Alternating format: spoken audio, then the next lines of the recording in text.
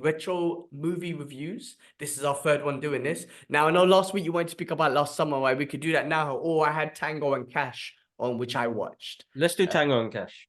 All right, let's do Tango and Cash. But that film, Tango and Cash, 1992, I think it is. Yeah. Sylvester Stallone's, Kurt Russell. What you mentioned earlier about a movie just ending, but the way this movie ends is they give a high five to each other. You see the hands interlocked, and then the music comes on, and that's the ending of the movie because they just killed the bad guy. But this movie is awesome. It's so basic, but it's so awesome. Teri Hatcher's in it, absolutely stunning in it, like our Lois Lane and whatnot, just stunning. But this movie's hilarious, bro. It's so good and so bad at the same time, but it's so good. You know what I mean? Those 80s movies. It's cheese, bro. The good thing about those 80s movies, sorry to cut you, but they can be cheesy and so good. But a cheesy movie now, it's not good. But a cheesy movie back then is so good. Yeah, no, exactly that, bro. Bro, it's movie making at its best, bro.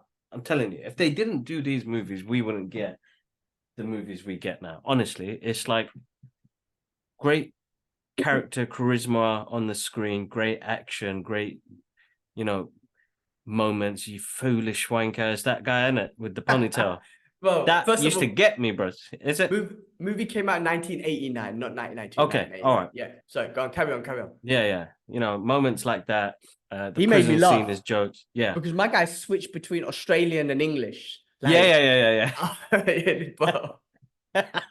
And he was so like there was even some cultural appropriation and shit. Like back in the days, those movies all had that. And Kurt Russell had a go. I don't want to get killed. I want to get killed by an American, not this English foreigner. And I was like, bloody hell, man. They went out there. But there was that guy with the big jaw who just looked like a character who was funny. There was the big truck at the end with a machine gun, which you're like back in the day, you're like, that was sick. You look at it now, like that thing is basic, but it was sick. But there was so much movie things at the end in that scene.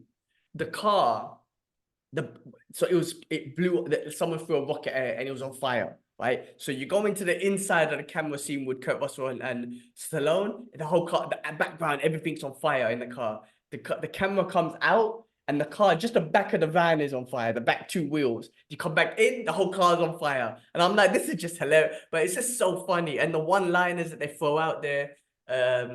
It's so cheesy and so good because it was easy to watch. There was great soundtrack as well. Another one with a good soundtrack, bro. Like I love that sort of. I don't know that it's that 80s era of like retro music, which is just. You can listen to it all day long. But it's a movie again. Like it has rewatchability, bro. I don't care how bad the film is and what people think of it, but it's one of those. I'm gonna say it, and probably people will get me later on. I think it's a cult classic. It's one of the action movies that they were doing team ups, right? Because this is gonna be like Lethal Weapon. This is why they did that. When did the original Lethal Weapon come out? Hold on, let me check. That's another 80 something. I'm gonna check this because I feel like they went off the back of this and they did that. Richard Donner's Lethal Weapon, 1987. Yeah, bro. Then hold on. So Lethal Weapon, and then this one was 1989. Lethal Weapon 2, 1989. Yeah, bro. It's inspired by Lethal Weapon, bro. Honestly, that buddy cop movie with two different characters that maybe not get along, but they do get along. It was like it's a formula that works, bro. You know what I mean? It's a great cop buddy movie. With some outrageous action scenes and stupid moments because they're just trying to be top each other in the role, right? You're like, you could tell they're having fun on the set, bro, man. You're having jokes with Stallone, you're having jokes with Kurt Russell. You're like, this is just macho man sort of business here, man. This is like, that was like prime macho man business in action man business back in the day, bro. But because basically, I'm trying to remember because I didn't get to watch it, guys. Gilman watched it recently. So they were framed, right, for killing somebody, and they're two cops from different districts, right? That's right. Yeah, they're two LA cops, but they've never worked together, and there's always been this competition. And one main boss. There's never background on these bosses. in a secret location because the end part cracked me up. But yes, they're always from different sides cracking on this guy's business or whatnot. Yeah. But the end, like even my missus, because she was watching it, she was like, "Who's this bad guy?" Because they're driving this big truck Yeah. around this massive open land, and this bad guy not like has access to trucks, has cement trucks and motorbikes and tanks and like buses and like. What does this bad guy do? I'm like, I don't know. He's a criminal lord. Like, let him be, man. Let him have a bus and a school bus and a fucking tractor and whatnot. But it's hilarious. Like, why has he got all this stuff? I don't know, but it works for the movie. And also, like, He was a development manager, bro. oh, That there you turned to a go. bad guy. Well, Yeah, that's there you probably go. what it was. None of it makes sense, It was a but it business front, does. bro.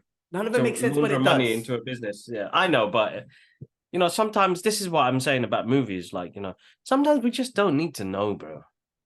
Like telling me about the beginning of why fucking David the flute shit, I'm swearing too loud. Flute playing android wanted to create these xenomorphs. You're not gonna let that go, are you? Never, bro, never. Because I like the fact that the aliens were kind of a mystery. Yes, in the comic books, they dived into origins and why they started, and probably the predators created them to kill them. But, bro, flute playing android David, because he was upset with the humans, he created xenomorphs. Stop it, man. I don't want to see those shit films no more, bro. Sorry. Yeah. They're not, they're like, I've watched them. It's fine for what it is. I love the mystery in some of the stuff. Like, I don't need explanation. I feel like now we're, as an audience, and this is what Christopher Nolan does, is he wants the audience to think. He wants the audience to feel. So But I there are think movies like that. you'll That definitely appreciate yeah, Silent Night, and you'll definitely appreciate the world. What was it called? The World Sound. What the hell what's it called again? at the world's end or The something. world's there, yeah. You definitely appreciate that. I would have to say, leave the world behind. Sorry, you'll definitely Leave the appreciate world that. behind. Yeah. But yeah, no, those 80s movies have that. That's why they're easy to watch. I had no issue. I had no problems watching this movie, and I also had no I was laughing, I was giggling, I was laughing at how Mm. stupid things are. Obviously I'm older now, I'm an adult, I can see things better or whatnot. I was laughing how silly things are and how bad things are. I'm like, oh man, you can't say that shit these days, but you're laughing at it, you're enjoying it, you're looking at Teri Hatcher, you're like, oh goddamn, she was fine. For back in the days. Again, 80s movies, you see Kurt Russell and Stallone in the shower together, ass all over the place, which they love doing. Especially Stallone, because he worked out a lot back then. Just the 80s formula, man. It was just so good. And I don't know, everything's just hilarious about it, man. I love those movies. I love this Nah, they're whole. good, bro. I'll never let go of those stuff, because those are like the building foundations of what we get now. And bro, movie is a movie. I think it's important that people need to know that, like, there's going to be movies that are not great, and but this is, remember, guys, fully our opinion, my thoughts, what I love about cinema is because it does take me away, bro.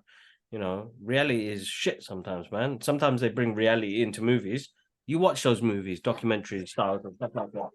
But that goes a lot near.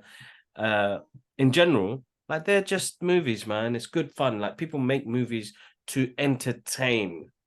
Remember that. You lose the focus in putting a review out of saying, this has wasted my time and the rest of it. And to be honest, I don't think I've ever walked out of a movie before. I remember that. Me and Ahmed have.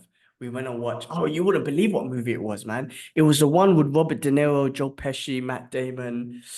I can't remember what it was called, but we went because of them guys. I think it was it. I think Robert De Niro directed it. His second movie. So I can't remember what it was called. It was so boring. It was so boring, and I can't believe we walked out of that movie. Out of all the movies ever to walk out of, but it was so boring. But I never said it was a waste of time because I genuinely wanted to see them guys on the screen. It was just too boring for The us to Good say. Shepherd, Yes, okay. Angela Jolie, How many years ago was that? Alec Baldwin, 2006. Yeah, we walked out that movie. I mean, look at that cast. I would never say it was a waste of time because we went there to see William these Hurt. That's a amazing massive people. cast, bros. It Yeah. was boring completely, but we walked out. But I've never walked out of a movie. I don't think I found a movie to be that boring, but Yeah.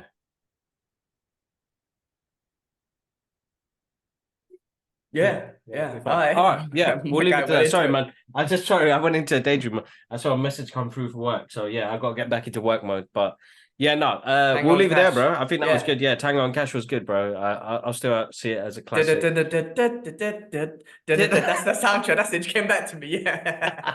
Wicked soundtrack. So Yeah, simple and so good. That's what you mentioned. exactly. Those 80s soundtracks Exactly. were so simple, but they were catchy. They're catchy, bro. That's what I'm saying. That's how they catch us, bro. That's how they catch us.